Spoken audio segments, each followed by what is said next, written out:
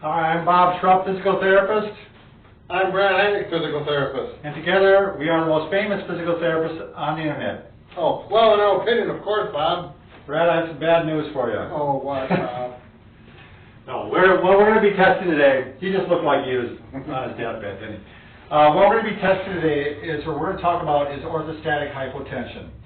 Now, for the lay person, all that means is when you get up from a laying down position or from a sitting up position, you actually feel that lightheadedness or dizziness. We see this a lot in the clinic, don't we, Brad? Sure, you bet. Yeah. So we're going to talk about what may be causing it, and also what actually it is defined, specifically. So, the first off, what may be causing, or what is it? Let's talk about that first, Brad. When you go from this position to this position, the blood actually starts to pool in your legs. So you're saying when I go from here to here to stand up. Here. All right. Now all the blood in your body is pooling in the legs. It's got to start going up against gravity. Right. Now normally the body is a very smart thing. It learns how to compensate for that. And one thing, because it tends to pool in your veins, the veins are going to constrict and tighten up and push the blood more up into the body where it's needed.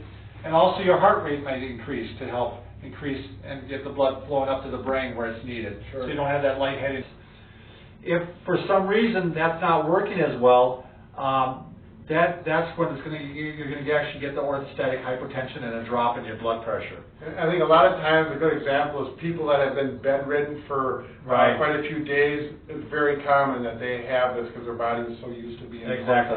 Other causes of hypotension or low blood pressure when you stand are if you're dehydrated, if you have hardening of the arteries and the arteries aren't working as well to get the blood flowing through. If you're on certain medications, especially like antidepressants, and also a lot of blood pressure medications, of course. Sure. So, this, of course, is going to be for your doctor to diagnose. But if you are getting dizziness when you stand, obviously this is something to be really quite concerned about because there's the fear of falling. Right. And so, let's jump right to what you should be doing. First off, if you are experiencing this, and we'll talk again what exactly it is when we're finished with this part.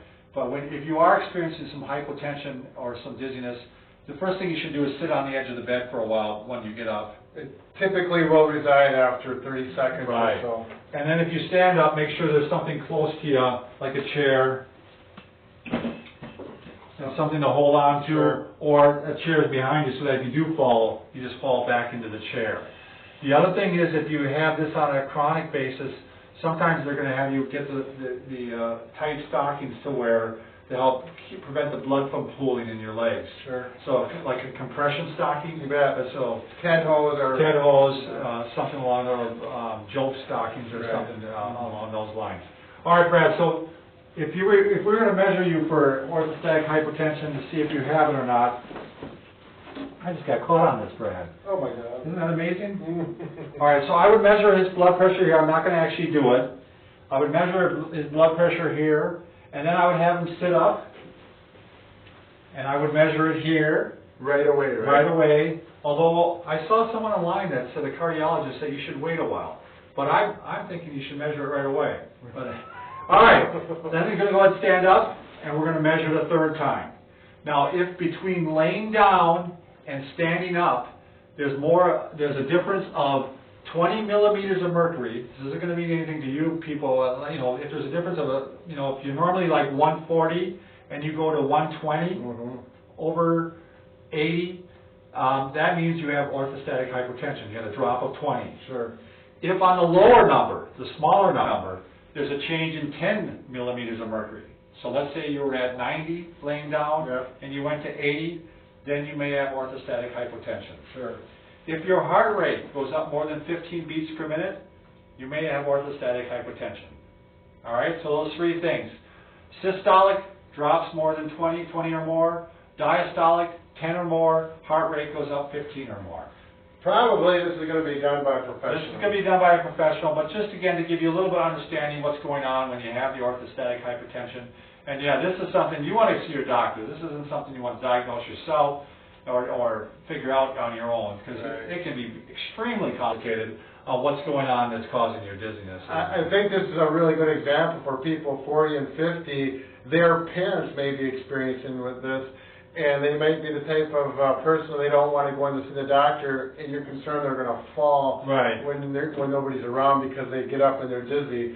And this gives you one more weapon in your arsenal to say, hey, Dad, Mom, you need to go in and get checked out here because obviously it's not normal to have this. Right. It's just not. This is something you need to have checked out. All right. Good luck to all of you.